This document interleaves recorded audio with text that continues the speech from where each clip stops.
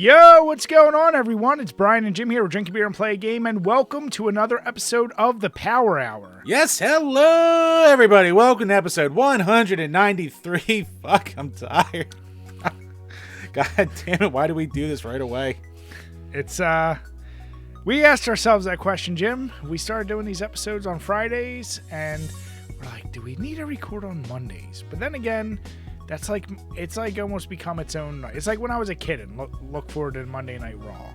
It's like something to both look forward to and be like, I'm gonna be tired if I stay up all night watching it or doing it, but it's worth it. Yeah, exactly.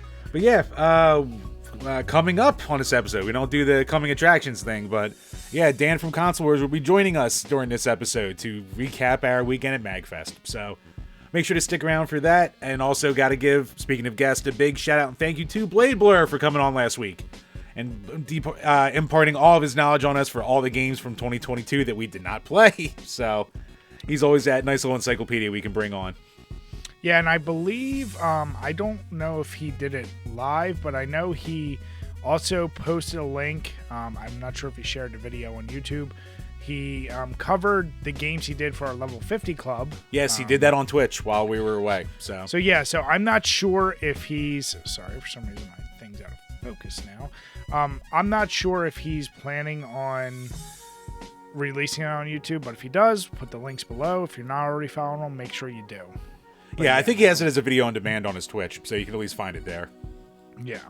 But, Chambers, I know we're going to dive into it later, but how's your body feeling? After, you got more than 24 hours now in you, convention-free. How are you feeling? Well, my body was not last night was not ready to be out of convention mode. So, I finally went to bed by, 9:30, 10 o'clock-ish, and, I fell asleep right the fuck away. I crashed. And then about, 1 o'clock in the morning, I get up, I'm like, oh, gotta pee. And I never fell back asleep after that. Because I think my body registered that as, the power nap that I needed before, being a human again, instead of being hey, get some real fucking sleep. So, yeah, I've been up all goddamn day. I'm freaking beat right now, which is what I needed after a weekend of not sleeping or sleeping next to a toilet. You shouldn't have to deal with the smells I had to. Or passing out while meeting certain people. People you really look around forward to meeting, and then, you always do. You just fucking pass out. We need to talk and socialize. Yeah. But yeah, we'll get into that with Dan a little bit later. But Chambers, to get you over this little hump, get you back into the drinking thing, what are you pouring out tonight? Well, Brian, I'm keeping it simple, keeping the tradition rolling. I'm the one who brought home all the Coors Lights that we were pre-gaming with, so I have a lot of Coors Light to go through still. So that's what I'm hitting up tonight. My liver's already so used to it after the past couple of days. Why should I fuck it up? Why should I change? But Jim, it's funny. I feel like that is just your go-to for most of these episodes. I have leftover Coors. And for a guy who has Keystone behind you, I don't think you've actually drank that much Keystone on this podcast. I actually have not. A surprisingly low amount of Keystone on the podcast. Yeah. Because I drink a month's worth during a week when I go on my family vacation. So it's I get my Keystone fill in me.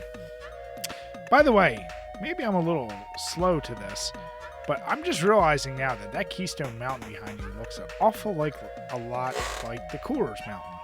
Yes, it does. I mean, this is the old logo, the one that didn't get sued by Stone Brewing. So, but I think Keystone's also the cheaper subsidiary, of course. So it's the bottom of their vats. Okay. Yeah, I decided to class it up a little bit this weekend. I definitely kept it simple with Coors, and before Christmas, I got this thing. I don't know if you ever saw it at a beer store, Jim, but it's a giant thing this big, and it says 12 Beers of Christmas. I had that last year. Oh, you did? Okay. Yeah. So I got it this year. Monica, actually my wife, we were at the liquor store. She's like, just get it for yourself. It was the last one. It's $45, which really isn't bad for 12 import German beers. I don't know if they're the same every year because there's a couple different companies that do it. So I was already drinking way too much before Christmas, so I couldn't get that done. But since we're doing 23 and 23, that'll take care of half my list right here. So starting off with the Flotz Zinger Hell, and it's just a simple Hell style beer. I think I had that last year. Did you? I think so. Like I said, I don't remember you having I do remember there was this little period of you having German beers, but yeah, I guess I didn't realize it was this. Yeah, it was like the same. I don't know if it's gonna be the same exact beers like you said, but yeah, there's a good 12 episodes where I was like, oh yeah, tonight I'm drinking the Geflurgenschmergenbergenbergen. I feel like you do that every time you get German beer. Right, I do that anytime I get any kind of beer. It doesn't need to be German. But Jim, Japanese beer? Jim, it's Asahi. Yeah, the Geflurgendergen. Damn it. But Jim, I do kind of remember you saying that, and I remember you schooling you on this. Now I want to see your retention ability. There's none. Now this is a Hells. Do you know what that means in German? Fart. Fuck. Nope, don't remember. It's pale in color. It always refers to their golden. So. Oh, okay. Yeah, so anytime you hear of a Hell's Lager, it just means golden or like clear, pale, whatever you want to call it. So it is super light, only 5%.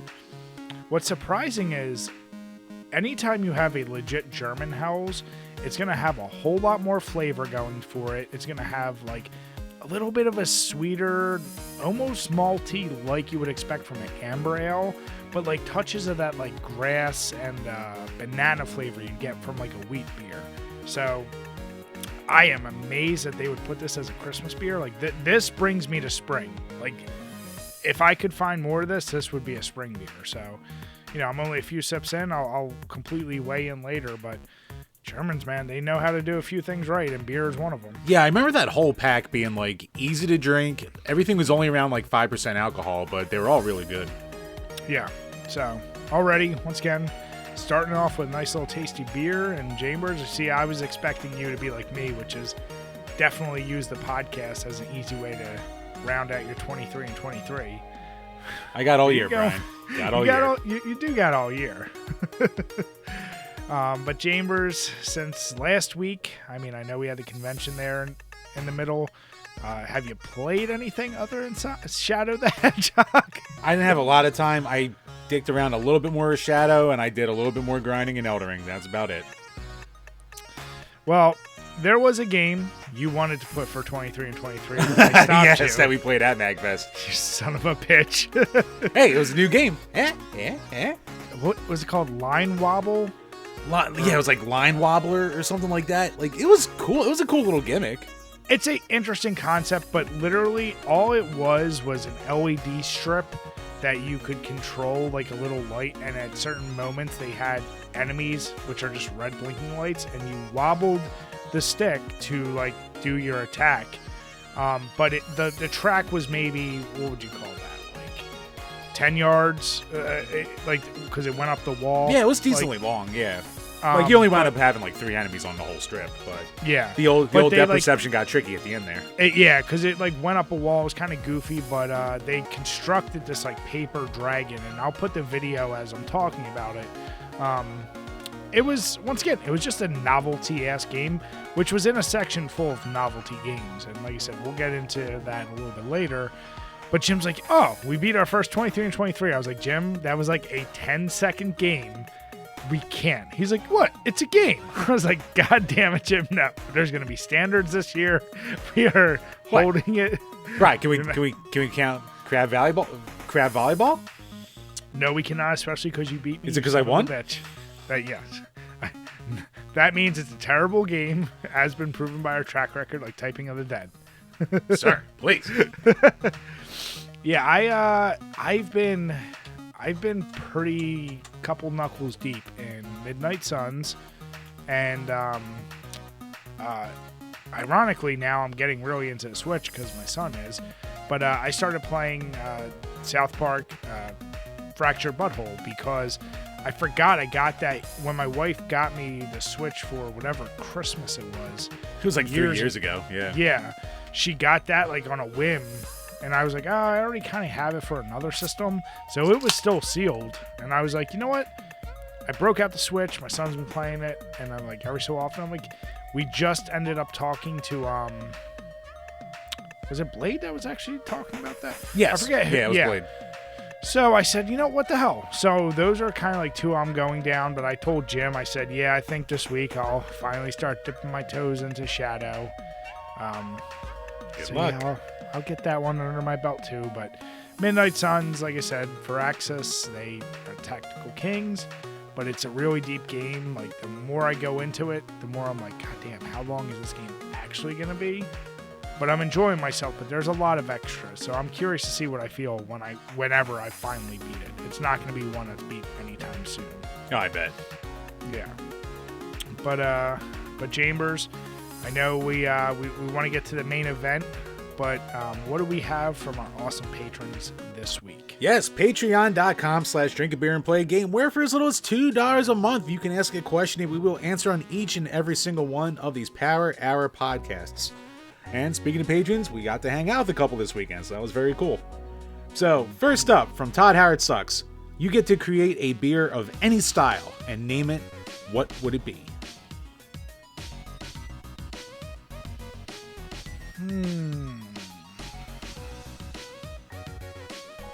Jim, I'm going to let you go first. I want to go like one of two ways with this. Because I want my beer to do something for me as well as like just get me drunk. So either want it to be a beer that's going to be like a combo of like a beer with an energy drink or a beer with like CBD oil to like calm me down at night. Because anytime we do this podcast, like we typically have 2 to 3 beers, and for my body and how I drink, it's either I drink all the beer or I never drink. So when I have like 2 to 3 beers, my body's like, all right, let's go. Getting pumped up, getting in party mode. Keep drinking. And then we stop the podcast and it's like, oh, it's time for bed. And I just lay there until 2 a.m. So I need like some kind of beer infused with like CBD oil or something like that just to calm me down. Like I'm going to call it the nightcap, because people like to say like, oh yeah, I'll have a beer as a nightcap. That never works for me. I need like a true nightcap, like riddled with melatonin. That'll just knock me on my ass like NyQuil almost. Okay. And it's going to have to probably be like, I mean, I love my sours, but that would have to have too much sugar, so that would, work against it. So I think like a solid lager, I think. A nice, medium heavy lager filled with something to make me sleepy that I could just have 1 or 2 of at the end of the night and just be having a good night's sleep. Yeah, I've thought about this question a lot, and as I do, I have whole spreadsheets. Of course, ideas. Of course you do. Of ideas of games turned into beer names. But coming off the cuff, I was like, I'm not going to dip into that and pull that out, because then I would want to read them all. I would go, if I'm thinking my favorite style, I'm going to go like a Russian Imperial Stout, or just, either any kind of Imperial Stout, to be honest. Talking about a game I talk about a lot, I'd just call it Drunk by Daylight instead of Dead by Daylight. Jim knows I love my puns and my little play on words, so it was going to be something like that, but it's going to be a strong son of a bitch. I'm thinking at least 13%. And yeah, the goal is to just have it be really like a thing that's like meant to get you drunk, but tastes really good. I would do like a whole line of definitely though video game themed beers. Do the puns on the names, styles, whatever. I've already thought about that, and yeah, I would do it 100%. So I like that question a lot. Yeah, no, that's a good one. And glad we had so many relatable things, Brian. Because I also need the upper beer for when I have certain events or certain parties to keep me awake. We'll get to that soon. But next up, from Jimmy Mook, who we actually met this weekend, long snarkass. What's the most you've paid for a single beer, and what kind of beer was it? We've kind of had the similar question somewhat recently. Yeah, because we mentioned this. I don't know if it was worded just like that, but yeah. I mean, mine was probably the Viking Blood, which was about $40 or $50, but it was a little bit of a bigger boy bottle. Yeah. I think they have come down in price, but I don't see them at bottle shops anymore. They're technically a mead. But if you're talking straight beer and not mead, it's going to be either probably one of the bottles I've gotten either from my brother or one of my friends as a gift. It's usually in the $40 range, $45, and it's going to be one of the what's the one like I just got mold? Kentucky, my God, why am I blanking on this? It's the... Was it the weekend of drinking, Brian? Is that what did it to you? I mean, that could have definitely not helped. Kentucky Bourbon Barrel... Oh my God, I'm looking... The fucking Goose Island... Oh my God. You know what Yeah, you got the Goose Island. I forget what the... I know what you're talking about, though. Yeah, so those are usually really expensive, because before then it was really maybe the 180 minute... not 180 minute. 120 minute. 120 yeah, for minute. like a 12 ouncer, definitely like the 120 minute back when they were like Yeah. $14 a bottle when they were first coming out. But I've done a couple of those like bigger ones, you know, yay high that are $40 to $50 range, but I can't remember the fucking name. Now, Jim, the real question is, I mean, obviously because we have the site, and if you were still putting out your own money, I think I would still be tempted to try something like, if I saw a beer that's supposed to be like world renowned, it's like $100 for a bottle, I wouldn't do it lightly, but there would be too much of me that would want to try that. You know, we know when I'm more tend to try that if I'm out to like a fancy event or like, you know, like an anniversary dinner with the wife or something like that. And I'm already going to be spending $200-$300 on the fucking dinner anyway. So it's like, what's more at this point? So save it up for anyway. Like I'll get like the most expensive beer that's on the list or some shit like that. Okay. Yeah. I see when I think that with, especially restaurants, I mean, granted, their most expensive beer still probably won't be that bad. I'm thinking more bourbon and shit like that where you're going to spend yeah, true. $80 for like a couple ounces of whiskey, or like, this better be worth it. Mm-hmm. But yeah, no, beer, I know there are some expensive ones. Like I always wanted to try that one Utopia, which is supposed to be the strongest beer in the world, and it like comes in like a gold bottle, and I know it's expensive, but that's also, you're getting a few things out of the way. It's expensive and it's the strongest beer in the world. So I'm like, yeah, I would, no doubt, if I could get a hold of one, I would definitely try it. Oh yeah, you got to at least experience it once. Yeah. But that's something I want to look into. I think I want to look into, like, what's a really expensive beer? How's it rated? And can we get our hands on it? Yeah, we should definitely look into that. Glass up Yeah. the joint a little bit. Nah, good job, Mook. Thank you, bud. Yep. And yeah, that wraps up the questions for this week. So once again, thank you to all of our patrons out there. Really appreciate the support. You know, if we ever run into you at these conventions, please, you know, hit us up. We love meeting all you guys. Yeah, man. Mook, it was awesome having a beer with you in person. Oh, yeah. And still love the Puppet Combo shirt. Jim, we just need to convert you to a Puppet Combo guy now. I could get around to it eventually, maybe. I just want to see you scream at some of the jump scares that come out. Oh, I would scream like a bitch. I know I would. A little poop spackle comes out. At least a little pee drips. Getting old, Bri. Getting old. Just had to do the pee drips, didn't you? Control just ain't there like it used to be, Brian. Was it ever there? Debatable. No, but thank you guys. We really, truly appreciate all the support. And as we say all the time, make sure, if you're listening, get your questions in. Even if before Jim posted, send it to us on Twitter or something. So we want to make sure we get all those questions in. Yep, exactly. All right, guys. Now we are back and to the main event of the episode. Our good buddy Dan is here, and as always, as we do, we got to recap a little convention that we just went to. But before we do, Dan, how you feeling? It's only been a few days. A few days. It's been one day. Oh my God, it really has only been one Yeah, day. it's only been one day. I mean, obviously I'm feeling better because I'm back on it, just drinking with you guys again. Mm-hmm. So I guess we didn't destroy too much of my liver when we hung out. Well, I like you went on to really strong shit because Jim and I kept it classy like we did during the convention, sticking with our Coors Lights. You went Golden Monkey, good old. Yeah, you're gonna feel that one tomorrow. Yeah, just one. I'm not gonna drink more. I can drink one. If I drink two, I'll start hurting. But I mean, Dan, I guess the other question is, how much are you hurting from that game last night? From that game last night? Oh no, not at all, dude. I know. They had nothing to play for.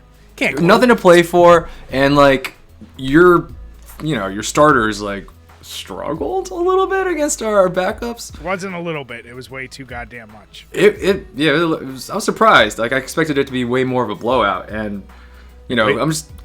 Kenny Galladay touchdown was amazing. So I was so happy to see that finally.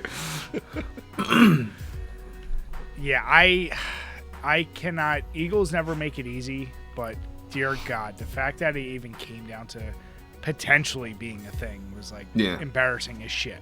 Yeah, if the Giants didn't get too fancy with like the fake field goal or the onside kick at the half, it could have been a lot closer of a game. So, But we got the job done. Most important. you got the job done. You got your bye week. We got our first round bye. Our star quarterback can fucking rest one more week. Yeah, that's all we need. But now, speaking of rest, since it has been a full day, so Chambers, why don't you set the mood? How did Friday night start for all of us?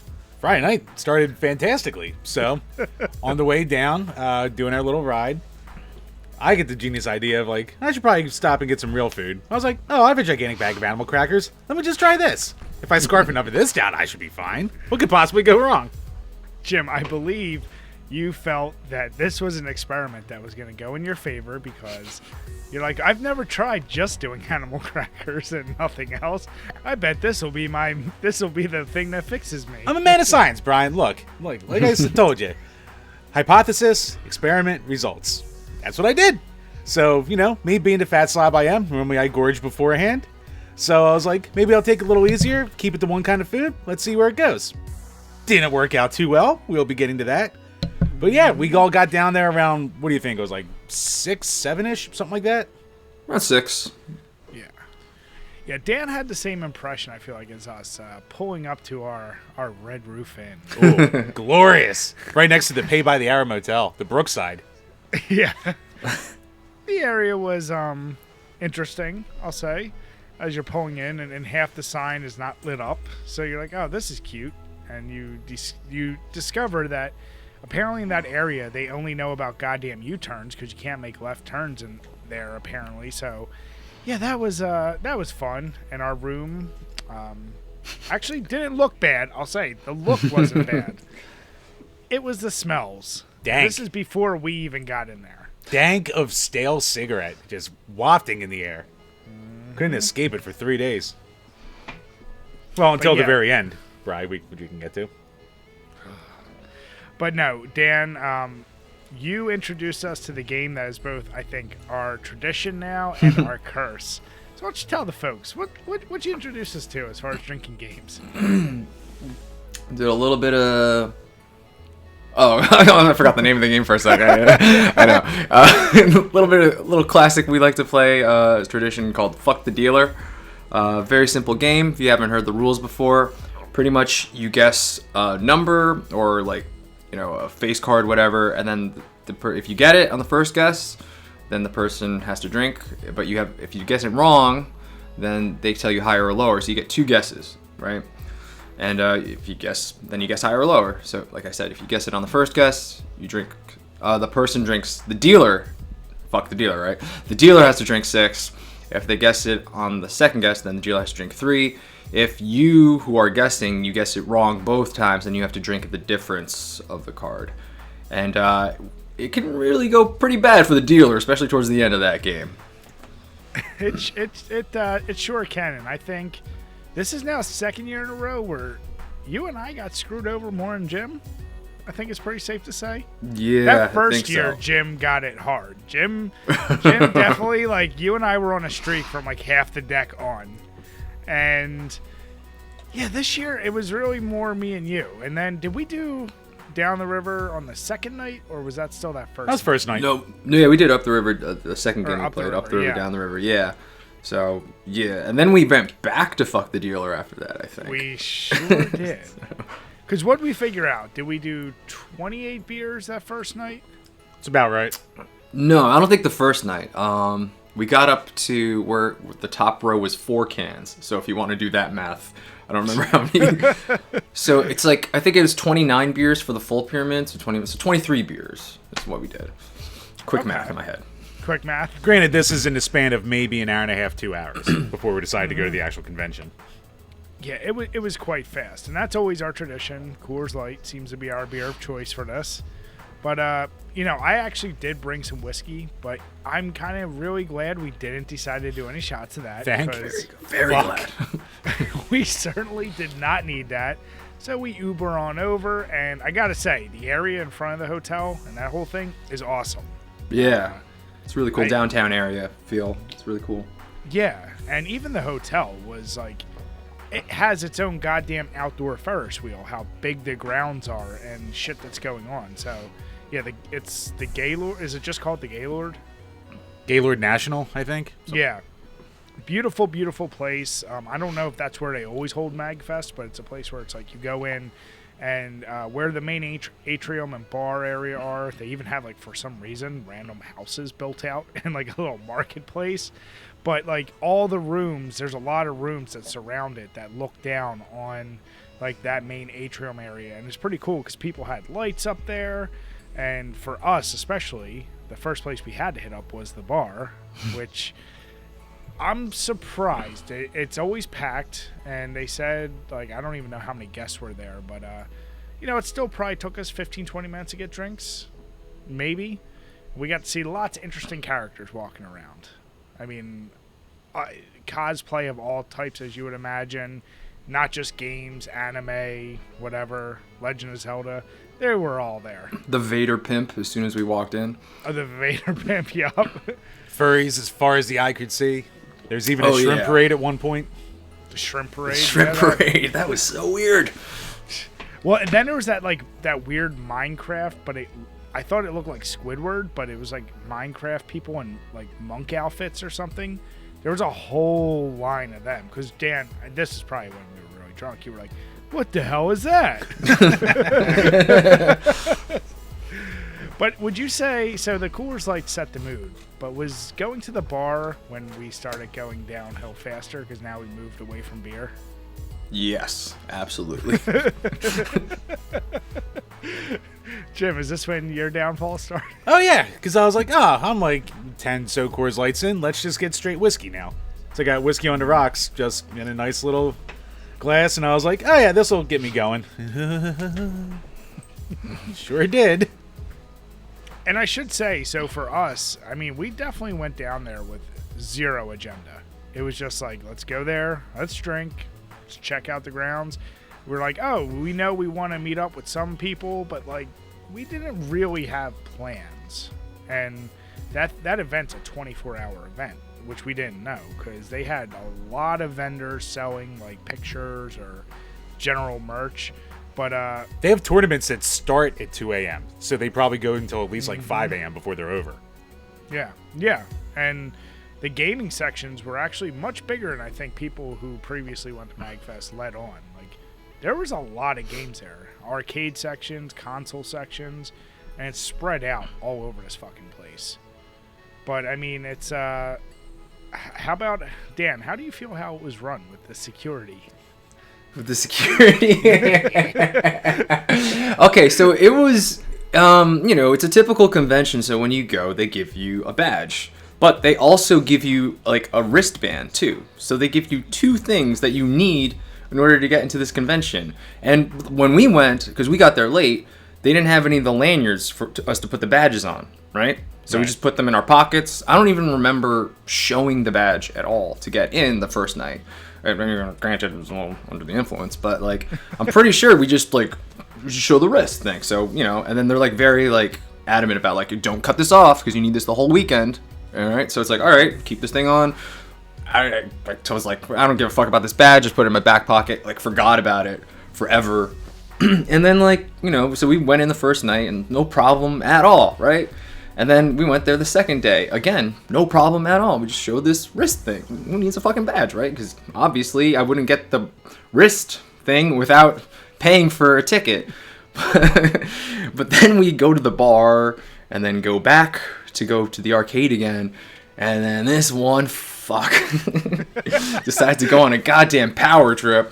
It's like badge. What was the thing? It was like mask badge bands. Yeah, mask badge bands. And I was like, whatever. I got the wrist badge, so the band around my wrist, so I'm good. So I showed it before. I'll show it again. So I showed. There was like two people to show too, right? There's like an initial guy, and then there was people like right at the door. And it's just like, okay, I guess whatever. Which we're doing is that. a matter of 3 feet, by the way. It's not like Yeah. one guy's all the way back and then the other one's right Yeah. at the door. It's really like bang bang. It's like, what is the point? It was nothing but redundancy when it came to their security and everything. Yeah. So we get to the door because we got past the first checkpoint, I guess, and then like the guy's like, all right, I'm like, I got my wrist thing, but I don't have the badge thing. That's cool, right? He's like, no, you need to. So now I'm doing the Smash Drunk voice. I'm doing the Smash Drunk voice, which I don't know, spoiling stories. Like, I'm gonna do it. No, you need the badge. I'm like, what? He's like, what part of mask badge band don't you understand? I'm like, Jesus, I guess the badge part. It's like, all right, so I'm gonna back off, buddy. Jesus Christ, like the guy was having a day because he just needed to like execute his power over me and be like, you can't get in without badge, even though you have obviously something you bought in order to get in here. As you said, there you can't get one without the other, so that was bad enough. Right. So I was like, what do I do? And like, I guess I'll go get another badge, right? Because I'm sure people lose this shit all the time.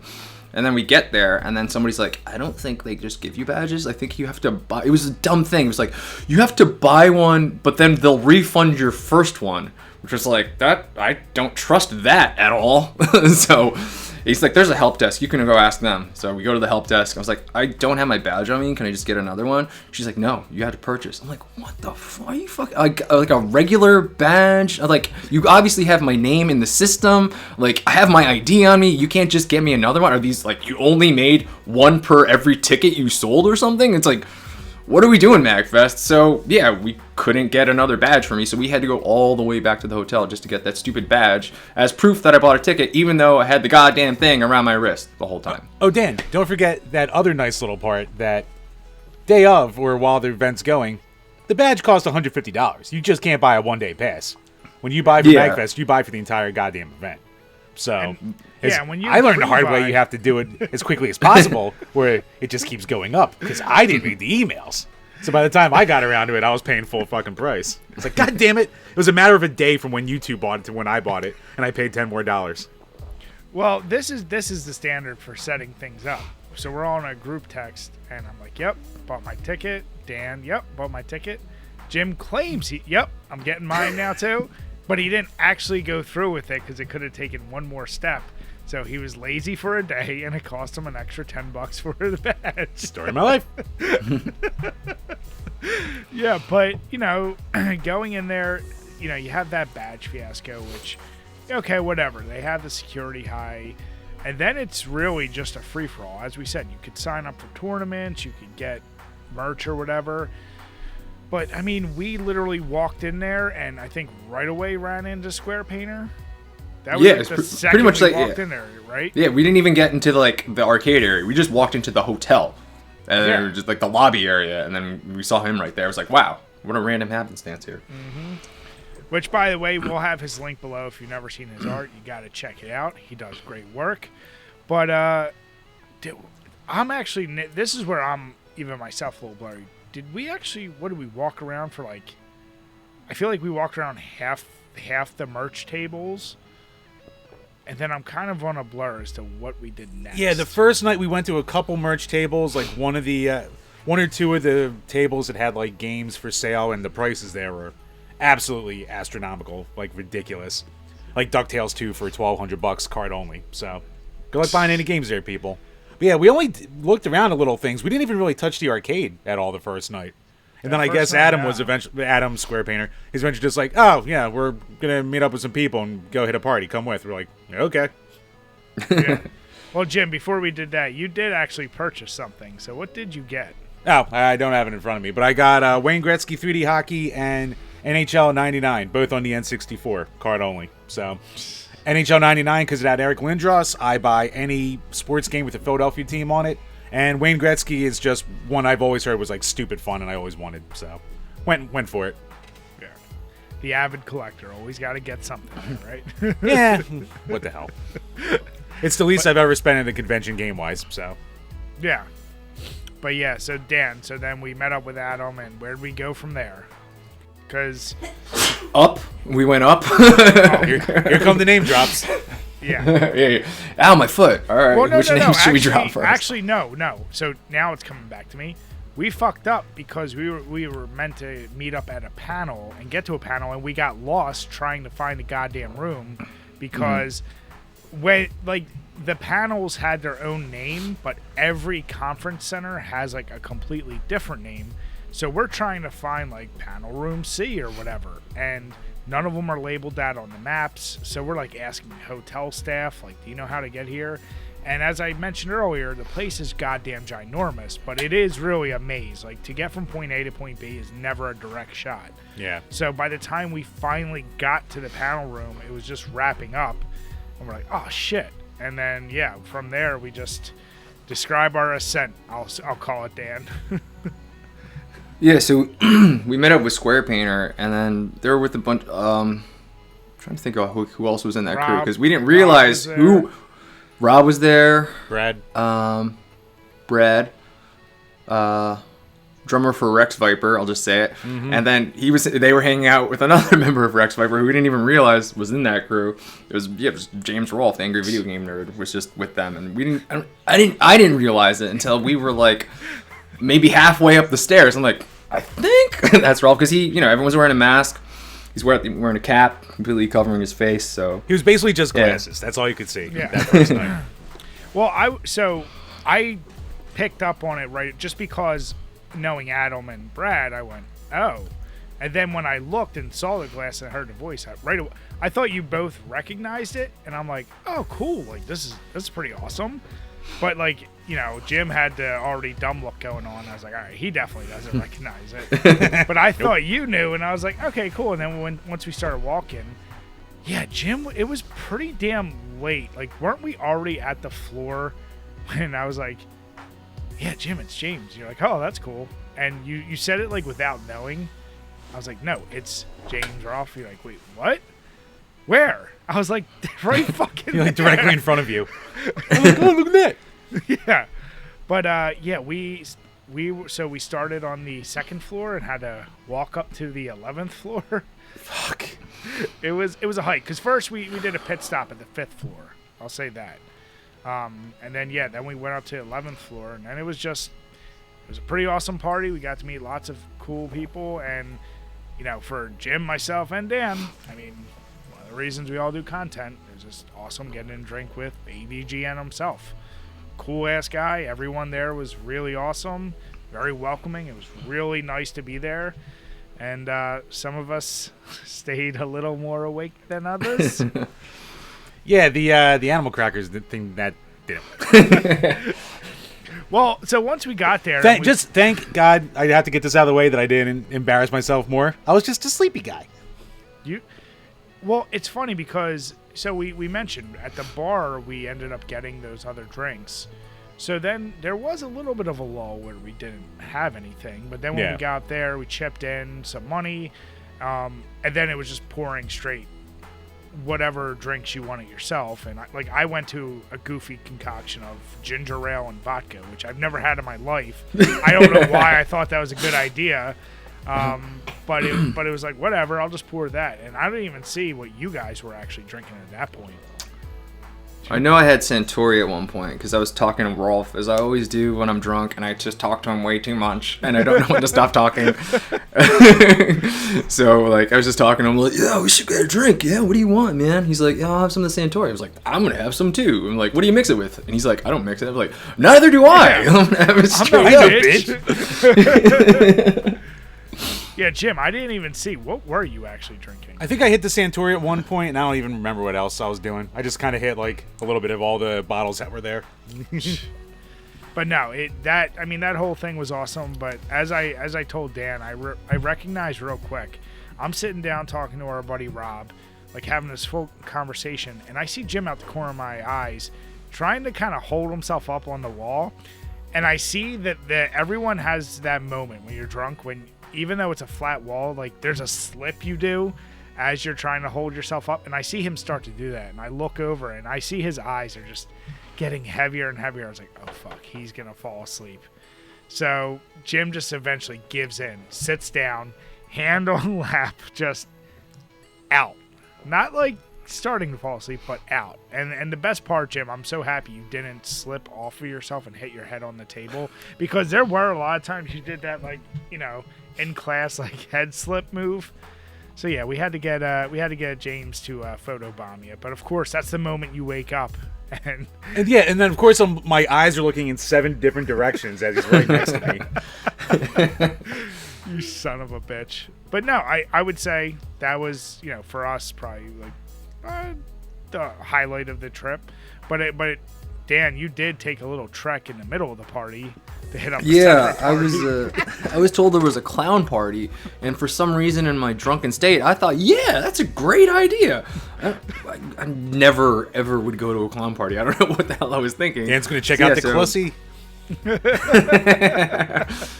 Yeah, so we went to this clown party, and you know who the clown is when you show up to those?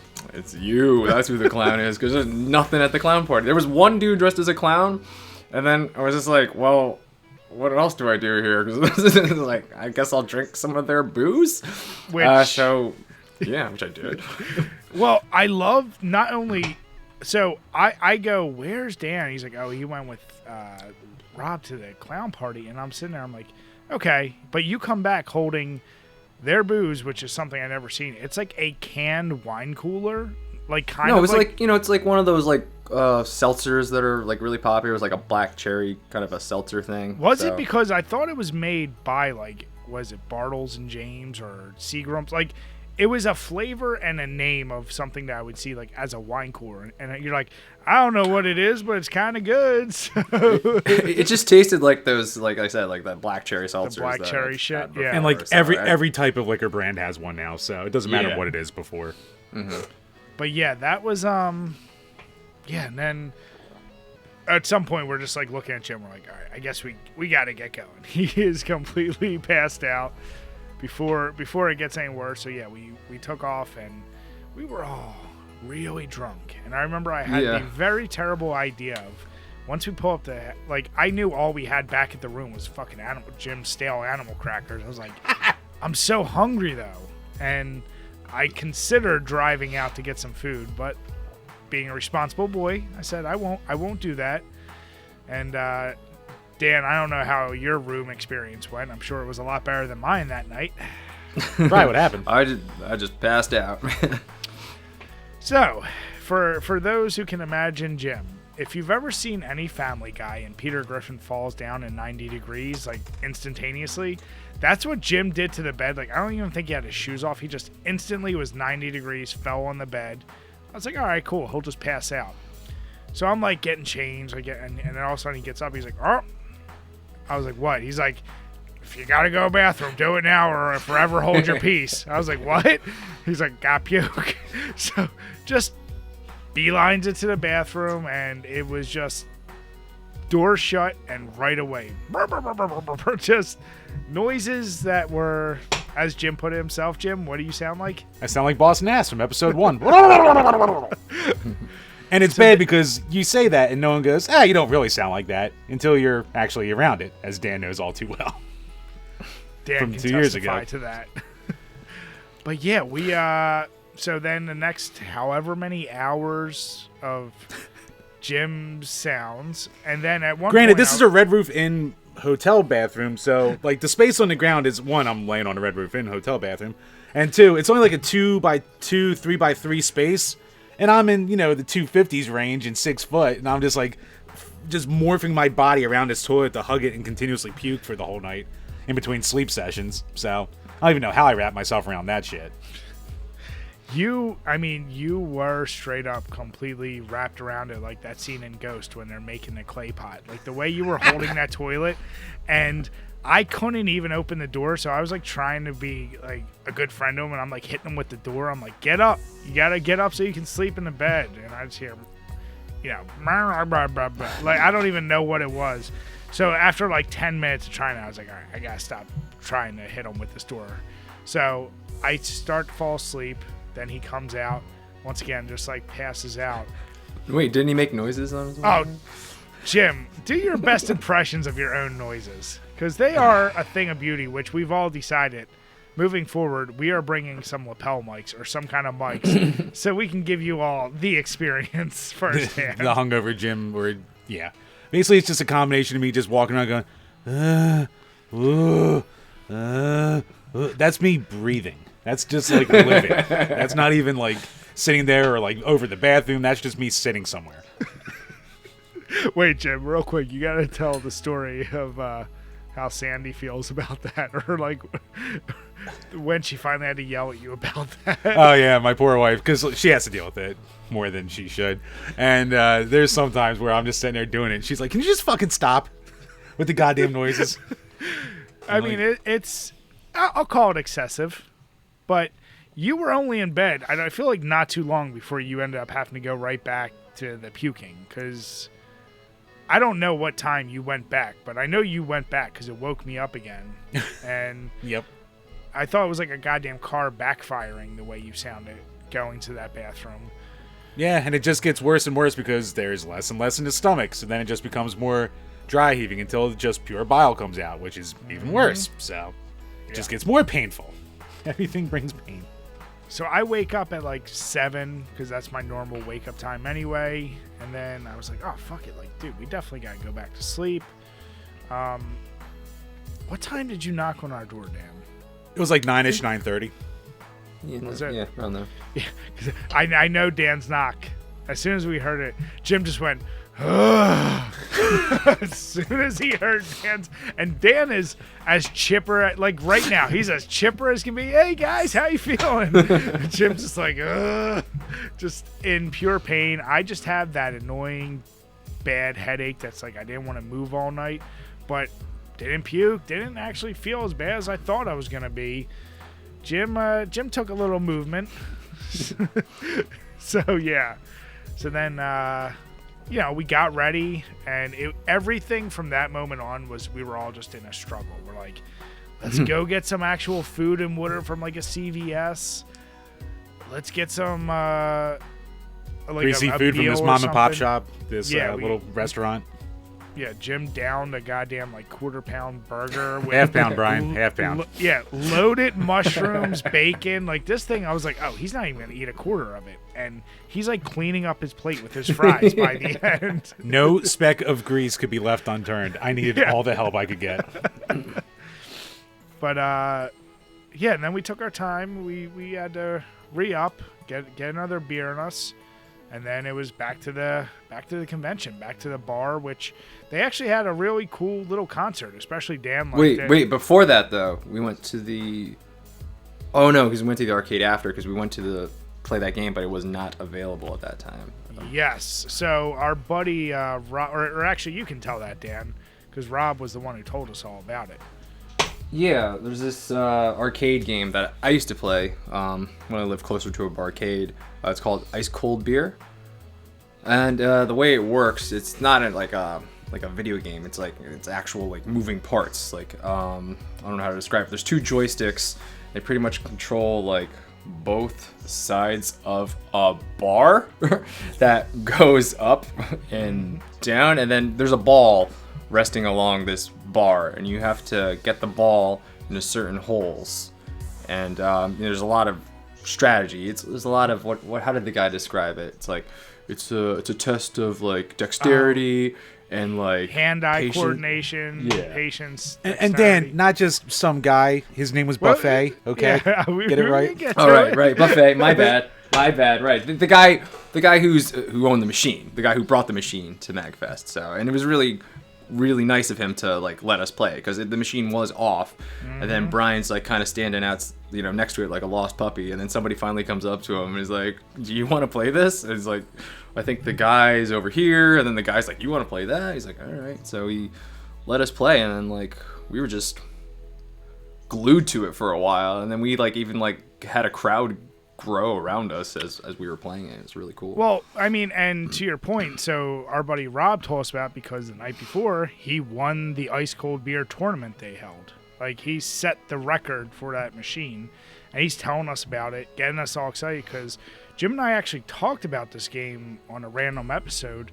Never heard of it, but it's not a new game by any means. So it was like, yeah, we got to play that. And when we first got to the convention, yeah, it was completely off. Couldn't find buffet. It was like, oh, that sucks, because we really, really want to try this out. But yeah, we needed to get some kind of drinks in us. So we went back to the bar. Jim and I went Bloody Marys. Dan, being the good man that he is, stuck with his beer, but he got to hear his JRPG favorites on... yeah, I actually looked it up. It was Lauren the Flute and friends who were performing a lot of JRPG and Mega Man 3 Proto Man theme. They threw that in there. And I was loving it because I didn't expect... I was like, oh my god, every song I like, guys. I'm going to take another video over here. It's pretty sweet. That didn't last all night for Dan. Foreshadowing. Yep. And Dan, speaking of Mega Man, what about my bullshit with calling your song that you played? Or Final Fantasy, you mean? That forced you to finish a whole beer. Right. Well, this is the first night, and then, we're just, like, listening to music as we're doing the drinking games. And then, like, eventually, like, I get my playlist hooked up to the Bluetooth speaker, and then I'm just like, I hear my jam. One of my jams from, like, one of my favorite games. I'm like, yo, anybody know this? I'm so cocky and drunk at that point. If anybody knows what game this is from, I'm gonna chug a whole beer. And then Brian's just like, Final Fantasy VIII? And I was just like, how the fuck? Not only did he name the game / series, he knew it was Final Fantasy, he guessed the right number. 8. How the fuck did he narrow it down? And then from a guy who's never played Final Fantasy, really. I've never played just Final Fantasy. Leave it at that. I've never played a Final Fantasy. And yeah, I gave him my logic behind it. I deduced that it sounded like something would be in a Final Fantasy. It didn't sound like an earlier system. I'm not great with the numbering. For some reason, 8 sounded like it would be reasonable given what it was. But it was all in the matter of like a couple seconds as we're really drunk. So it's also my bullshit. I'll just throw that. Yeah, Dan got introduced to Brian bullshit the hard way. It was ridiculous too, because the name of the track for any fans is Man with a Machine Gun. Fantastic track. Not a typical Final Fantasy track. A little more techno-y sounding too. So it's like, how the fuck did he guess that? Yeah. But yeah, so, after we have the, what was their name again? Lady with the Flute, you said? And friends? It was Lauren the Flute and friends. Lauren the Flute and friends. So yeah, then we were like, all right, you know what? We've got to hit up this arcade now. Like, we want to see some stuff. So we played some pinball, played a few other games, and then I just got to the point I was like, I need to go try to wrangle somebody to do this ice cold beer. So I went. They had like an arcade help desk.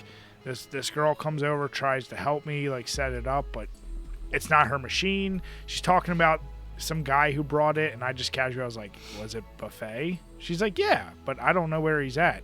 And here he comes, just walks up. He's like, so somebody wants to play my game? And at first, like, he's kind of like looking at us. He's like, oh, you assholes. He probably didn't think we really wanted to play it or understood it. But of course, we name dropped Rob, Quick Paul, who just got the tournament high. So then he like trusted us, and then we were there for a solid 40 minutes. Close to an hour at least, yeah. Yeah. And like you guys said, we started getting a big crowd around us, and people wanted to start playing it. It's my favorite arcade game, I would say, just because it's so... Yeah, it's like combining... It's like vertical pinball, but obstacle course. It's a game of skill. It's all fucking just pure analog, like just all the strategy to it. And Buffet was telling us how like there's only 500 machines that like are out in the wild and survived, and his is like the best looking that he's ever seen and shit like that, which I believe because it ran perfectly. His is really good. I played one in a barcade in Somerville, New Jersey, and that one is just like, there's so many problems. The ball gets stuck a lot of times in that one. I was just like, oh my god. The machine that Buffet had is solid. One of the best ones I played. And it's so easy to fuck the game up or to fuck up as you're playing, because like literally every 30 seconds was just whoever was playing, everyone else going, oh! It's it's weird because it's like deceptively hard. It looks really like, oh, I got this. I can really do this. And you think like, oh, I got it. It's gonna go in, and then like it just goes all the way across and going completely in the wrong hole, and then you panic. Everybody's just going, Especially like when the crowd gets around you, you're like, oh man, why is everybody watching me, man? Yep. Well, and it's like so easy. You're like, all right, I'll just move the stick a little bit, and yeah, the ball just shoots down the track. You're like, fuck. and you try to recover. And yeah, that's a game that if we have close to us, I know I want to go play just because it is so fun. But yeah, then what did we lead from there? Is that when we actually start hitting up, re-looking at the merch again? Yeah, we walked back around, like our buddy Todd had met up with us by then, and we're going around all the different stations and shit like that. And then we were gonna go back. Oh no, we were in there for a bit. We went back to the bar, listen to some more music, and then we're gonna go back to the convention. And that's when Cop Nerd told Dan to fuck off, and then we had to go back to the hotel. And that's what's fucked up. We were already in the place, and some people didn't care. They only checked wristbands. But then, yeah, we ran into the one guy who gave a shit about seeing the badge, and then all of a sudden we couldn't get back in. So went back, and that's when we had to finish off the pyramid. Went back to some drinking games, and then we finished off the pyramid. I think, what'd you count it at, Jim? 32 beers? 31, 32, something like that. Yeah. Yeah. Then I tried to like, let me go one more, boys. and I'm like, I think I got it. And of course, I knocked over the whole goddamn thing. It all tumbles down. But yeah, so then we were like, all right, let's head back. Went back through the merch, saw Adam at his table for a little bit. And then Dan, actually, that door guy ended up being your best bud because on the ride back, you discovered the one thing you really wanted to do that night. I discovered that there was a Filipino line dance workshop. And I was like, are you kidding me? I'm like, dude, I'm like telling the two of you guys, I'm like, yo, you got to understand, these songs are fucking fire, man. They got September, Earth, Wind, and Fire, the Toro Toro, which you don't even know. I'm like, that's going to be so dope, dude. You did call out every single song, too. You had every song. So we basically wasted time before we went over. And what were they doing before the line? It was like a dance-off I think or dance something? competition or something. Yeah. So they had held this in this like big-ass room, and then the whole room basically converted into a line dance, which it surprised me how long it took because what they really were doing, it was an instructional line dance. It wasn't like just show up and line dance. So they painstakingly went through every step, like step by step, and they even had like dancers in the crowd. So yeah, that was pretty fun. I mean, Brian and I didn't actually do it. We got like our calls to our families out of the way. Wait. But before that, speaking of, we forgot one more name drop, or a couple more name drops, because when we got back to the hotel after I finally got my badge again, we didn't go to the convention. No. Oh, that's we right. Went to somebody's room, and we hung out with a few people that your audience might know or may not know. Jim, do your best impression. It's drunk. Yep. Yeah, we were in combos with him and Trav, who we've been on their podcast. They've had on ours. Yeah, Trav and S friend, so both boys from Drunk Friend. Yeah. So yeah, we went up to their hotel room. Of course, did some more drinking. Except, we should even backpedal a second because they warned us. They're like, hey, we're like pretty much out of beer. And we're like, oh, that's fine. We'll go ahead and get some beer. So we get dropped off because earlier in the day we discovered, hey, this area has CVS's with beer. So what do we see on the way to the hotel? Maybe, I don't know, quarter mile from the hotel. There's a CVS. Go in there. No beer. So then we walk to a craft brewery. That's like literally the next block over. They won't sell 6-packs. They'll only sell like individuals.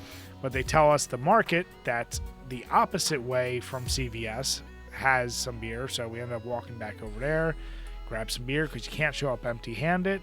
And yeah, we went into the room. Trav, Alex, our buddy Mook, who, if you ever see any comment sections or Twitch streams, he was there too. And then a whole bunch of other folks from the Polykill, all really awesome.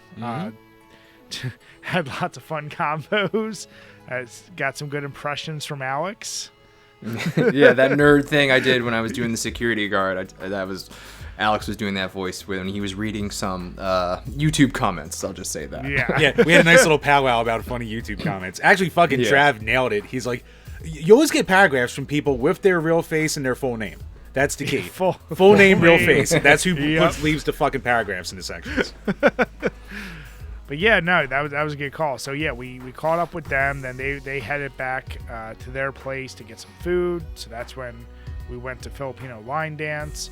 And yeah, Dan, I was actually at the point where I was like, first, let me get my family call out of the way, do this, get some pictures out of the way. And then I was like, you know what? I'm going to get in this. And I realized how long it was taking to set. I was like, this is like 20 minutes of setup. I was like, I'm not doing this no more. But then that's how I got the good video of you busting out the moves, which is on Twitter. Much appreciated. So yeah, then it was right from there. We where did you go? Because Jim and I went and got food real quick. But you went to go find Alex and Trav because they were going to do an NBA Jam tournament thing. And I was still doing. I'm like, I'm gonna line dance all the way. They haven't heard the Toro Toro yet. I gotta go when I hear the Toro Toro. So I stayed. Dan was that old Dane Cook bit where he's just like, "Fuck chicks, I just want to dance." I just want to dance. Yeah, I did. So yeah, you guys left to go check that out, and then like there was something wrong with the tournament. It wasn't quite going down, or the machine was fucked up. So they were waiting for the guy who owned the machine to come out. So then we're like, all right, we need some fucking food because we were really hurting at that point. So that's when we kind of left those guys and went and got some food. And then as we're eating our pizza, all of a sudden Dan shows back up. Yeah, I show up, but I don't show up alone. No. I'm like looking for you guys again. Like I have to ask for help like every time. Like, oh, we're here. I'm like, I don't know where that is. So I went to the information desk. It must have been like 50 times over the weekend. Just like, excuse me, I am sorry to bother you again. Where is this? As I'm like going down the escalator, I just hear, "Hey, Dan," and I look behind me, and then it's Brad and James Rolfe, and I was like, "Oh, Dip, what's up, guys?" And then I was like, so happy that they called out to me because that means I wasn't too much of a drunk asshole the night before, which I always worry about when when I hit the bottle a little hard. So they were there, and then like Rob eventually joined us, and then was like, "What are you guys doing now?" They're like, "Oh, we're gonna go see Cybertronic Spree." I was like, "Oh yeah," because I think we were talking about that earlier, that we were gonna go too. So I was like, "Oh yeah, we're gonna check that out." And for anybody who doesn't know, it's pretty much people who solid cosplay as certain Transformers from the 80s cartoon, not from the movies, but from the old school 80s cartoon. And they play music from the movie Transformers, the movie that came out in the 80s, and then they mix up with like other stuff in there too, which we'll get into more details, I'm sure, as we get into it.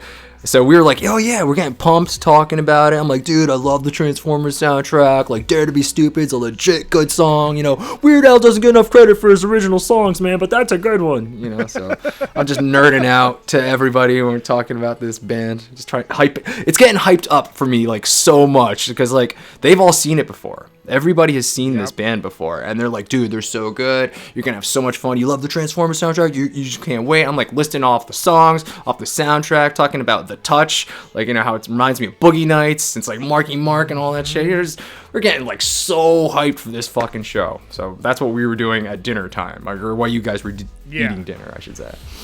But yeah, no, he taps us, so we're like, all right, let's head over there, finish chugging a beer, let's go over. And we get there, and it's not Cybertronic playing, it's some other band. We're like, okay, opener, it's not that odd.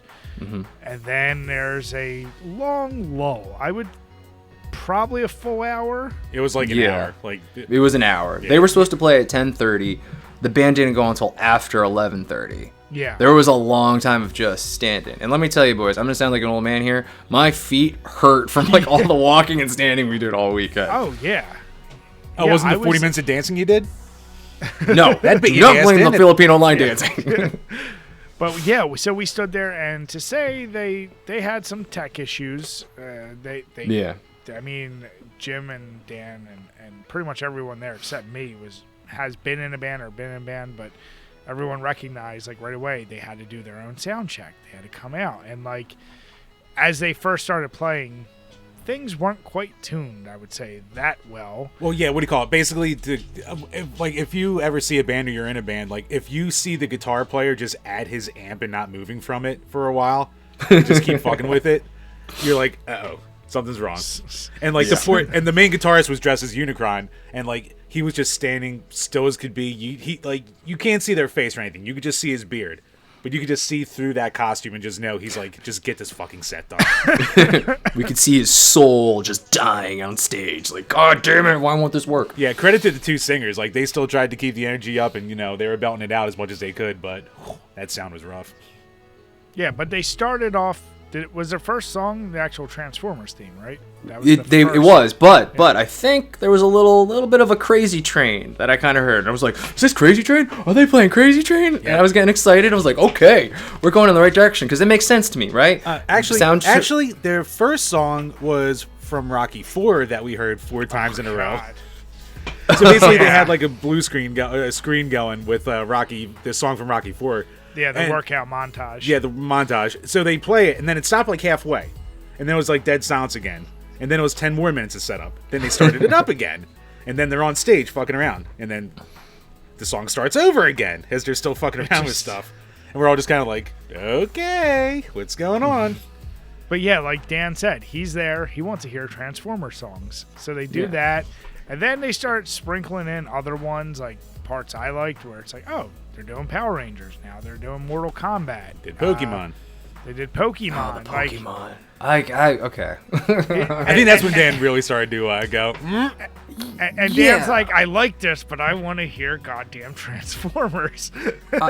Is it wrong to think you go to a concert where they're dressed up perfectly? I mean, these are the best Transformers cosplay costumes I've ever seen in my life. And I'm like, I am a huge fan of that soundtrack. I told everybody constantly, and like I worked out to that soundtrack today. Okay, so like I'm ready to go. I'm ready to hear like front to back, like every song, right?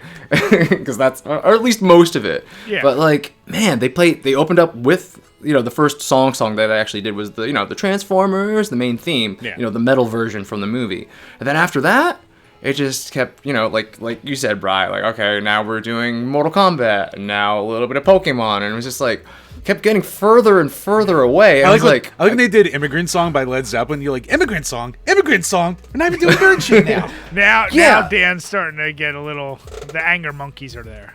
Yeah, and like, I don't understand, like, okay, Immigrant Song's cool, and like, I'm a huge Zeppelin fan too, but like, you're the Transformers. You guys, you are the Transformers. Like, I don't understand playing Zeppelin. Like, if you're gonna play songs that aren't from the soundtrack of Transformers, play songs that sound like it. Like, it's obviously an 80s hair metal type of soundtrack. So, like, if they played more of that, I'd be less like, where the fuck did that come from? Like, I didn't, like, I'm okay, it's late. You guys came on an hour late. I am tired. My feet hurt. I am getting cranky. And then everything's just fucking up. I can't hear the goddamn guitar player. Unicron's guitar I don't think you could hear him until the 4th song. Yeah. So it was just like, it was rough, man. And then like, I kept hearing non-Transformer songs. And then they're like, here's a song everybody knows lyrics to. And then they sing the Pokemon theme. I was like, get the fuck out of here, motherfuckers. Look at the fuck. Like, I get it, you're playing to the crowd, but like, sprinkle in some Transformers. Like, I swear, they played the one Transformer song, they played like 30 minutes, and then another Transformer song. And I was just like, oh my god. Well, they had to sprinkle in their original in there.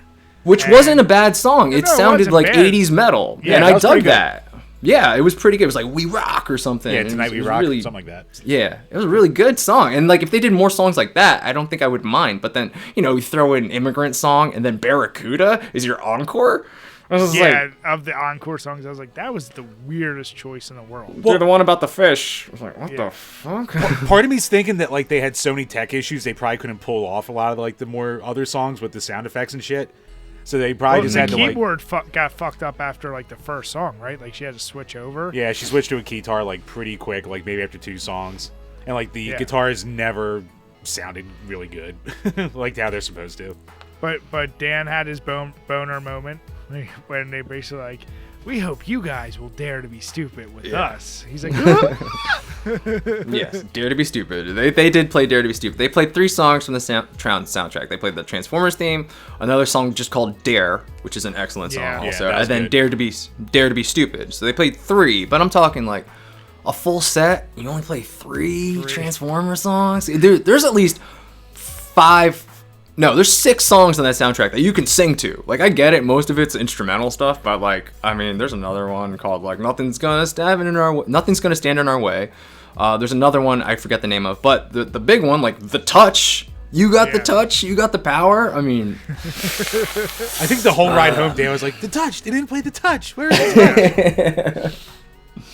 But no, I will say it was cool being able to say like, hey, we saw them, we were up close. But yeah, by the time it was done, all three of us were looking at each other like, all right, we are all exhausted. Yeah. Dan had to get up legit early, whereas Jim and I had to get up early, but Dan had to get up. Yeah. Which is why I think I'm complaining a lot, because it was like eating into my sleep time, right? Because like we're starting late and I'm staying up for this. So like, yeah, I'm a cranky old man. I'm like, I stayed up for this. Ladies young, I wanted my music. I didn't want to hear their music. So yeah, I'm sure it was, if I was not so tired and like, I'm not like, dying of like, just dehydration from all the alcohol I was drinking, I'm sure I would have had more fun. Yeah. But like, I had to wake up mad early to go to work the next day, so I was like, oh my god, just play the songs I like. So don't mind me, I'm sure they're usually great, and I'm just being a whiny bitch. So no, like I said, I did enjoy them, and I think overall we all talked. It was a big success in our eyes. It was a ton of fun. It's definitely one we want to get in our rotate. I mean, we do too many games, but like now this is like another one that's, yeah, the drive is a little brutal, but it's, in my opinion, it's worth it. It's like it was fun enough. It was a nice little getaway. Yeah, and we were definitely there. There's some folks that we didn't even get to hang out that we're supposed to. That it's one of those things. It was so chaotic getting there and like everything that happened. But yeah, shout out to Jimmy. Sorry, Jimmy. Sorry, hang out. We kept trying to hook up. We could not meet. But no, it was like I said. It's definitely something I think Jim and I know we're definitely gonna plan on doing. Oh yeah. I would say it's pretty much guaranteed we're going to too many games. I'll knock on wood as long as nothing happens. So as long as nobody gets COVID, right? Yeah, as long as nothing pops up. But yeah, no, it was a great time. Always love hanging out with you, Dan. What was your what's your lessons learned? What's the one thing you're gonna do different next year when we go? What would I do differently? I mean, I think I was like on my best behavior during this convention, so I don't know if there's much I would change. I didn't really piss anybody off. I didn't have to apologize to anybody, which I usually find myself doing at these things. I took it easy. You always think you need to apologize, and everyone's like, you're fine. When the whole time you're just like super happy to see everyone. Like you're like, well, for the most part, you're never a dick for the most part, as long as karaoke isn't involved. And then or water vases. Yeah. And Bry's Mr. Sociable. He's wanting to have a conversation with anyone. I'm the well-meaning fuck up. So, we we bring to the table. Yeah, I think we balance each other out. No, but like you said, I'm excited. And you know what it is? It's nice, even though it's right after the holidays and you get over that hump of like, oh fuck. Mm-hmm. It is still a nice way to kick off the year, because January in general is a pretty boring month. So it's pretty cool. So we all doing that thing where if we cough one time, we're like, okay, which of the 7 diseases going around right now is this? What did I catch? Yeah, there was yeah, I imagine one of us has something, but we'll see. Yep. Well, Jim, from sleeping in that bathroom for 3 hours, I'm sure he caught something. It's not the worst bathroom I've ever passed out in, so. Jim, how are you pregnant now? What? Ow, I wonder what that was. No, but Dan, no, we appreciate you coming on and recapping with us. Like I said, we always love drinking with you, bud. How's that golden monkey treating you? It's good. I finished it, so I'll be fine. It's not gonna. You're good. No birthdays that real early, right? No, I'm good. We were fucking danging up at 6 a.m. the next day. Jeez, I don't even know how you did that. No, I didn't get up at 6 a.m. Oh. You know what I did? I couldn't sleep, so I drove home at 3 a.m. What? Did you really? Yeah, I could not sleep. I took that liquid IV, and I think it just got me wired. And I was just like, I can't fucking sleep. So I was like, I could either try to sleep for the next 3 hours or just go home and sleep at home. So I drove the next 3 hours and just drove it home. I slept at home, and shout out to my wife, because she was on the phone with me from 3 a.m. to 6 a.m. and it's like helped me stay awake. Damn. Because I was Shit. Yeah. I mean, she was falling asleep, a little bit too. Or she fell asleep a few times, but like still, like to just stay on the phone with me the whole time, Yeah. Shout out to my wife. Yeah, Sam, the whole good ride woman home, there. though, you're like, but Sam, they didn't play the touch. Damn. Well, shit, that's successful. Sam, you're a champ for staying up with them. And, yeah, I can't wait. Like I said, hopefully too many games, we'll be able to do it all again. So, thank you again, Dan. Yeah, of course. Thanks for having me on again, boys. It's always a pleasure. It's always fun hanging out. I mean, I get really drunk and I get really like, you guys are the best. This is fun. We're gonna do this all the time. Yeah. And like, I really mean that. You guys are like super fun to hang out with, and I always have a good time hanging out with you guys. Definitely same here. I don't think we'll ever have a bad time hanging out. I think we'll definitely have to do another in-person little power hour. Oh, hell At yeah. some point. So let me know. I am ready. Hell yeah, man. All right, but cheers. Thank you again. Awesome. Talk to you, buddy. See you. All right, Chambers. So always love having Dan on. But speaking of MAGfest, There's a bit of a kerfuffle going on. there sure is. So why don't you explain to folks? Because you explained this to me actually on the way down to MAGfest. But why don't you explain what happened there with some signage? All right, so at this year's MAGfest, and it happened early. So I think from January 5th. So it was probably from the first day. I think it was like Thursday then, because it went Thursday to Sunday. They have signs posted, pointing to all the different halls and what's going on every day at each one. So there's one woman, Jennifer, at JBU3, rolling eye emojis. And the sign, is like card games, D&D over here, simulations. And at the very bottom, like everything had an arrow. And then at the very bottom said, Kotaku's journalistic integrity with the 404 not found sign on it. That's so awesome. Which is fucking It's just hilarious.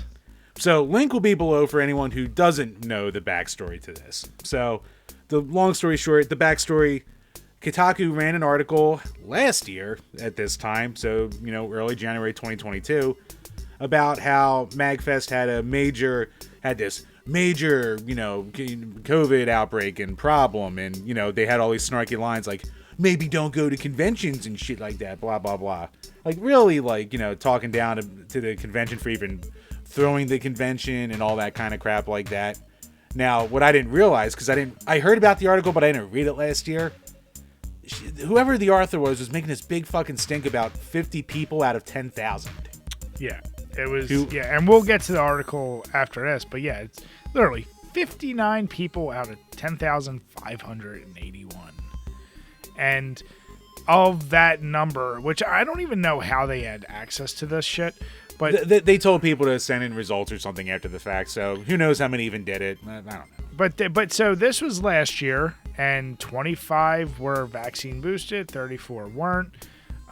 Which when I read this article, I didn't realize the other article you sent me, Jim, was from last year, because this year I don't know how they handled it, but to even buy the badge, you had to show proof you were vaccinated.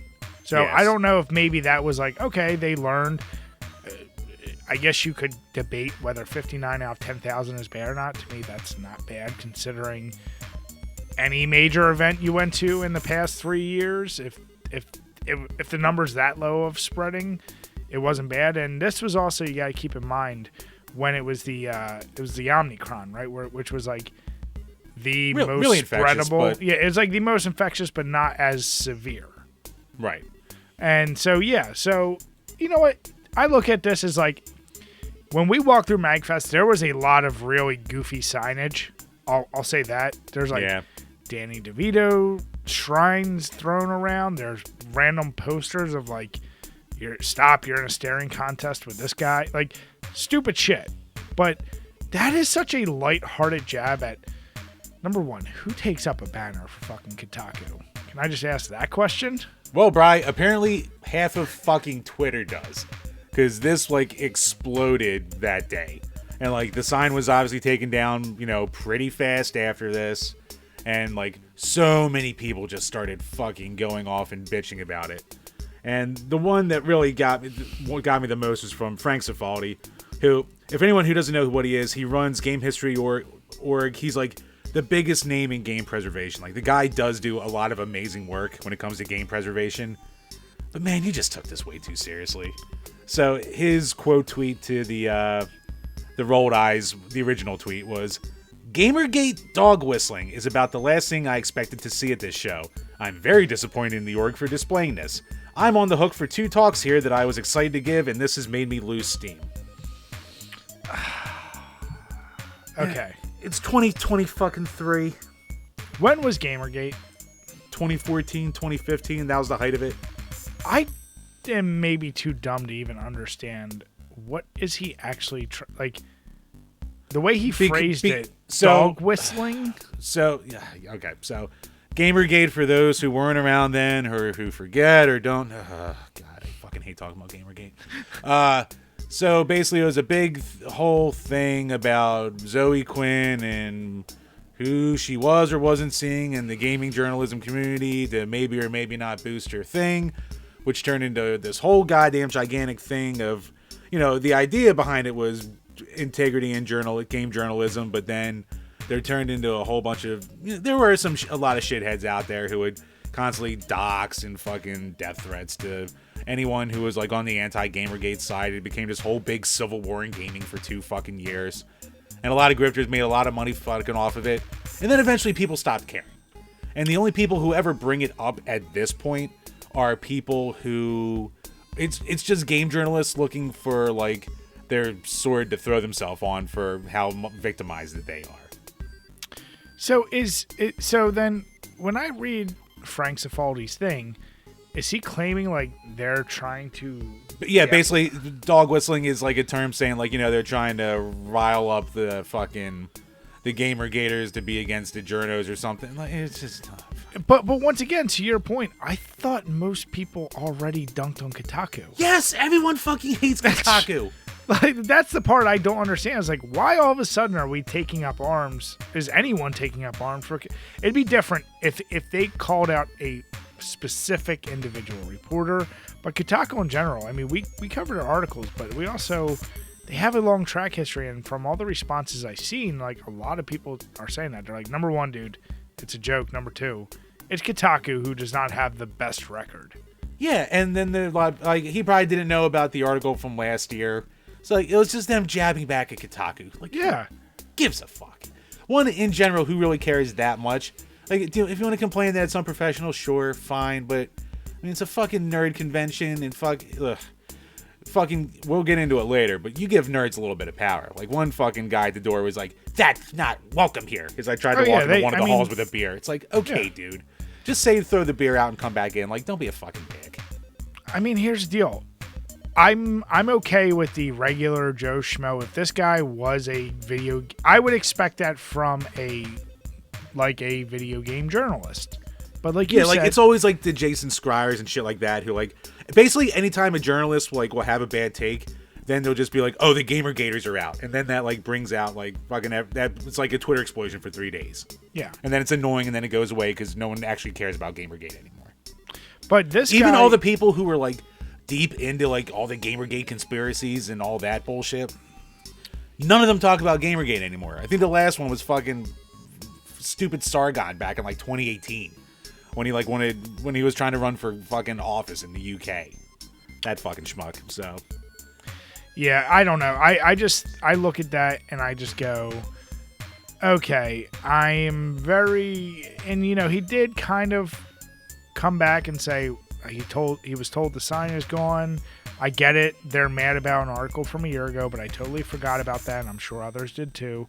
For me, as a casual observer, this was Kotaku in action, and it made me feel gross for being there. Yeah, I think Kotaku in action was I think that was a subreddit or maybe a 4chan board of like people who would point out anytime like a journalist was doing something shitty. And then, like, I guess all the Gamergaters would, like, pile on at that point. But, I mean, it's the fucking internet. Log off for 3 days, and then it doesn't matter. Who gives a shit? And then he went on, finally say, "I love this show, and I'm happy to be here. I'm going to assume it was a boneheaded mistake and something that wasn't thought through. Everyone I've met who runs the show is cool as hell, so it was surprising." So, with the backpedaling? It's not even full. He's still kind of, like, just let it be. He could have just left that, like, this is a cool show. He didn't need to say it was something bonehead mistake. Like, it, as you said, it wasn't that fucking serious. Frank, dude, you're a video game historian. Like, I don't know. Like, why are you so... I don't know. He's, like, simping for Kotaku, and it's very fucking odd. I don't get it. I don't, like... Can you not... In the future, without me, and I know the running joke on our Discord is I'm not the internet guy, but are you not allowed to call out journalists? Like we've called out a lot of Kotaku articles where it's like, oh, this game is so racist, and then you read it, you're like, oh no, Kotaku just purposely gave it the most misleading title ever, and then we've defended Kotaku articles a lot, like you're saying. We've defended because the poor authors are stuck with a fucking, head editor who gives it some shit dick clickbait headline, and then everyone freaks out about it for like something that's like a kind of milquetoast article that's fair. Yeah, but that's my point is like, can't you just also, what if the author is just a shithead and does a bad take? You're not allowed to just call it out that it's a bad take anymore? Like, that's a silly ass thing. And yeah, Frank, like, this is like I don't know how popular he actually is, but I mean, he's a pretty big name in the scene. Like, I mean, the guy, like, he's a guy who like dumps, like, he's dumped hundreds of different like super rare prototypes and shit like that. Like, he is like the big name with game preservation. Yeah, but for him to weigh in and kind of try and come down on MAGfest, I don't know. That's just a weird thing. Like, dude, drink a beer, play a game, enjoy yourself. See what I did there, Jim? Ugh. See what I did there? What are you, a gamer gator, Jim? Hating on bad takes? See what I did there? I'll be good. I'm too tired. But no, I mean, and then you also posted here the actual Kotaku article from Sissy Jiang. I'm going to butcher that name. But yeah, she basically covers the fact that there's dozens of COVID exposures, including the come over room. CUM, haha. Yeah, like, again, it's fucking nerds running a convention. It's like, okay, they come over, having fun. But what's interesting is it's like, it was one of those situations where I guess somebody the article. This woman is definitely one of those people who just yelled at people. You can tell she yelled at people on Twitter all day about COVID for like 2 years before writing this article. You mean like the random not people working there who were yelling at certain folks about not having masks on at this year's convention? Yeah, I mean this convention, like, it was hard. I saw one guy, I was like, oh, the convention's being people making a woke statement and like all wearing masks. It was like, no, we were forced to. Like, we had to wear masks to be there. Yeah. We had to wear masks, and we had to, like, either take our cards with us or prove our vaccination status beforehand. Like, they were hardcore about it. Whatever. No, but here's the deal. I get that. I'm saying I don't care that the venue people, we even talked about that dick at the door who was too abusive with power. But, like, there was other just venue goers. Yeah, who would yell at people who were trying to enforce about, like, a woman's rolling by on her rascal, eating her fifth, like, chili dog, yelling at this other woman who's, like, taking a sip of something, like, you need your mask on. I'm like, you're impacting my health. I'm like, what? And, like, there was just so much inconsistencies. It's like, you caught shit for, like, carrying a beer around, right? Because it's an open container. For trying to bring it into a hall, yeah. Yeah, which, okay, I guess that was the rule. Whatever, fine. But, like, people, when you're out in this day and age, let people at the events be the enforcers. You don't need to enforce the protocol that's already there. Like, come on, man. Like, especially it's 2023. I get it. You want people to wear masks. Maybe you're mad that you're wearing it too. But if someone's taking a sip of something or taking it down for a second, relax. I don't know. Yeah, I think Dan got yelled at by one random person when he was just, like, scratching his, like, cheek or something. Like, he took it off just to, like, breathe for a second. James did. Yeah, James did. I mean, he was just in a random hallway with nobody, like, all of us. I think, I mean, me, I don't think I was. If I was, I ignored it. But it's one of those deals, though. As soon as we got to the bar, though, where everyone's mask is off because you're drinking at a bar. Yeah, the main hall, the whole bottom floor is just all bars and restaurants where no one has masks on anyway because they're drinking and eating. Yeah, so you're just like, okay. But yeah, no, to your point, like, so this person who wrote the article, I will say, like, MAGfest, this is our first experience, but I could imagine that some nerds, like, made a joke sign that said come over. So when I saw this article, I was looking to see, like, was there a picture of this? Is there some link to it? No, she just, like, mentions it once that a party room had the sign come over on it. Yeah, because people were, like you said, people were just posting shit on walls and stuff. So it could have just been some dumb thing that was there. Yeah. Someone put up. Like, in that main atrium, people had, like, disco balls, lights. Like, people did legit-ass setups. So, yeah. Oh, yeah. A bunch of nerds, of course, are going to make some stupid, corny-ass sign that's like, okay. But she, like, painted the picture that this is what MAGfest is all about. To try, like, also say, like, throw that in with, like, the COVID things. And as we said, dozens of COVID exposure. Over 10,000 people. Come on, Kotaku. Just a bad take. It is what it is. I'm waiting to see, like, do you imagine anything comes out from this year's MAGfest? Maybe. I mean, it was funny as we were driving into it. You were like, yeah, did anyone else's phone just start blowing up with notifications about, what do you call it, COVID exposures and shit like that? Well, yeah, my phone by Saturday was just like, this particular area is reading as very... So, like, what is that area that it's at? National Harbor or something like that? Yeah. The ass into Maryland? Something like that. It's right by D.C. Blowing the hell up. So, I'm very, very curious how many exposures there actually will be. But then again, we're also at this weird point where right now is even COVID the thing. I think more people are worried about catching RSV at this point. I mean, there's a lot of shit going around. And I mean, at this point, too, like... anyone who's going there, it's not like any of this is a surprise to us. We all know the risk that we're taking doing this. So yeah, you don't have to talk down to us. We're all doing the same fucking thing. Yeah, I don't know. I think you know, it was just nice getting back to normal to a degree. But yeah, Frank, calm your tits in the future. Yeah. I mean, tell me I'm wrong, Jim. Nah, you're not wrong. A lot of people who freaked out, it's just like, it's not that big of a deal. By the way, Jim, I know I'm not the internet guy, but was there a reason the Colossus yell was a thing? Yeah, what do you call it? Adam, Square Painter, actually explained it to us.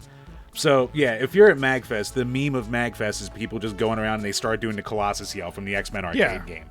And Brian and I, and even Dan, were all like, why do they keep doing this? Why are people just randomly yelling?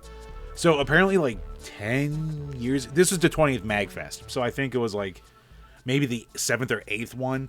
I guess there's an X-Men arcade machine in the arcade area, and it was like kind of fucking up. So I guess I guess they could just like keep spamming Colossus's attack. So everyone who would play it would just keep spamming it the entire time. So all you heard in the arcade hall was "Arr, arr, arr." So that's like the big yell that people would just start randomly doing there. So. Yeah, like, and so we saw it. There were signs all over, like, please be courteous to hotel guests, and there was other ones that actually said, like, do not do the Colossus yell. Like, oh, really? I didn't even see that. Yeah, because I saw that, and then later, one of the times when we were going up or down the escalator, someone did it, and then a few others did it, and I went, oh, I guess that's like a thing people do. But where we really saw it was at the concert, where, like, in terms of, like, instead of chanting something, they were trying to get the Colossus yell going for, like, everyone. That was happening a lot too in that whole hour-long lull between the one act and the it was like the Creators of Color, and then after that was the lull, and then it was Cybertronic Spree.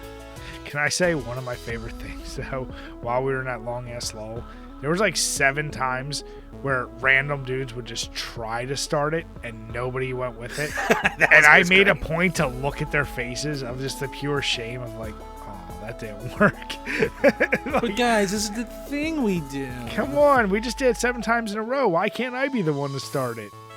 It was, yeah, that was pretty.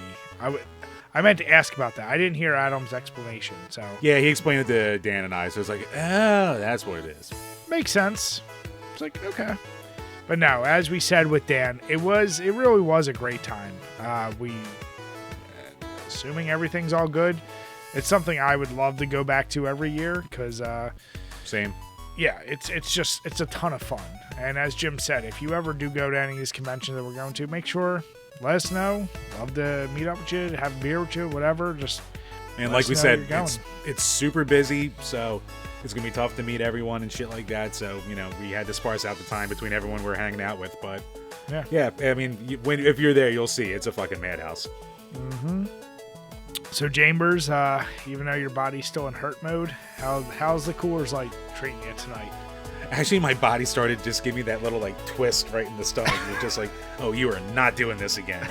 So, yeah, I'm going to be tapping out pretty early. Slowing down, yeah. Yeah, this Hells,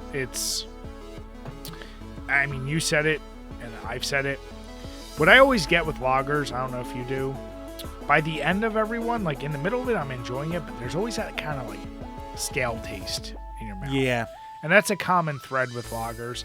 That's my only complaint about the beer. Otherwise, it's a big boy beer, so it went down way too smooth. But it's only 5%, so it's not really going to get you that drunk. I'd say you don't have to go out of your way to try it, but as a lager goes, it would be a perfect replacement for any other basic lager you try. So, yep. If you see it in the stores in that pack, I'd suggest giving it a go. Otherwise, don't go out of your way. Yeah, no, that entire pack, it's filled with a lot of pretty good, not amazing, but it's all definitely worth a try. It's a good pack to get one Christmas to try them all once and be like, okay, I did that. Yeah, exactly.